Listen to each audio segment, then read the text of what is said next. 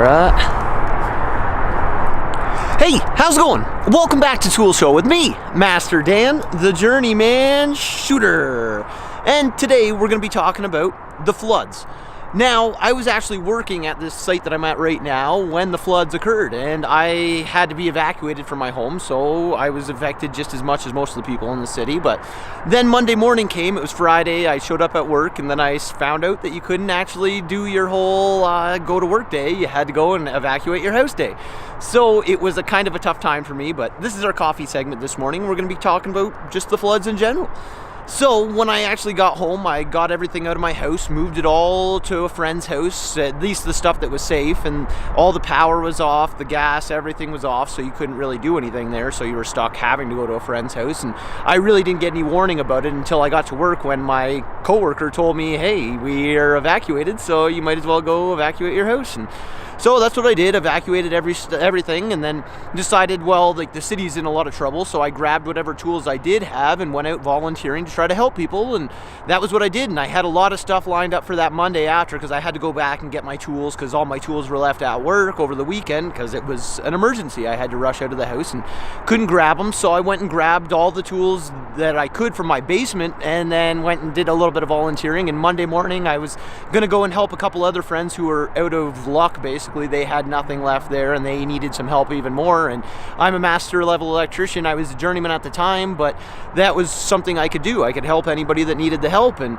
so I grabbed all my tools, went around helping, and then Monday morning came and I was going to go call work and just say I couldn't make it in today. I had way too much going on. I had to help some other people and all the other stuff that was going on. And I was about to call them, and just as I was about to dial the number, my phone started ringing, and I answered the phone, and it was the foreman of the site, and he said, hey, did you come in on the weekend and grab your tools? And I said, no, no, I was flooded out. I had a whole bunch of stuff that I had to do, but why? What's up? And they said, well, all the tools are gone. Somebody broke into our sea can, cut the lock off the sea canister that all of our stuff was stored in, and they took all of our tools. So all my tools were gone. Everything was stolen, basically. And that was a tough lesson to learn, because we were actually right here. There's the IKEA's right down at the bottom of the hill there, over in here. So the IKEA, what they did was they drove up on the bottom of the hill there, walked up the hill, cut the locks, and threw all of our tools down the hill, which was crazy. Like, that was tough, because I was just a young journeyman at the time. Like, I couldn't afford all that kind of stuff. Sorry, I'm just switching hands with my coffee here.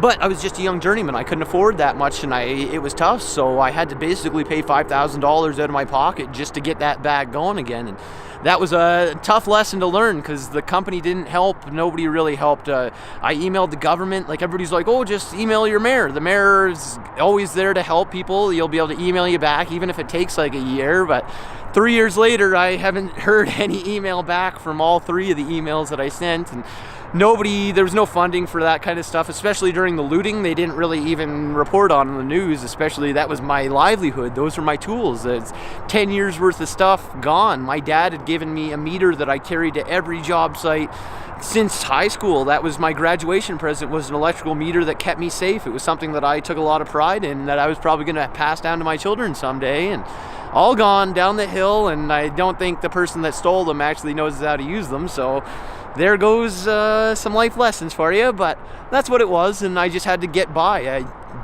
was lucky I had a family and a good support group that could actually help me through that. And that's what you need to learn from these things, is you got to be able to help yourself, and you got to be able to know who's there to help you. There's a lot of people that are going to take advantage of you, and even during the floods, there was people trying to take advantage of everybody by offering cheaper construction or upgrading, like, pricing of all the stupid stuff, and you can't do that. There's karma that goes along with that kind of stuff. So when you take advantage of people, it's not a good thing. You can't be doing that. And during the floods, a lot of people took advantage of people. There was people celebrating when we really needed the help. Like, the stampede, it did need to go on, and I had family out during the stampede, and it was interesting. It was one of the most depressing stampedes I've ever been a part of, but especially being so down because my tools were all gone. Somebody stole everything, and I didn't know where they were. But then my family was out, and it was interesting. We went to the parade, and you'd figure the mayor would be out busy doing stuff, but he was riding a white horse to symbolize, I don't know what that was symbolizing, that the floods were over, but it was just getting into the peak of it. There were so many people that weren't covered covered by insurance. And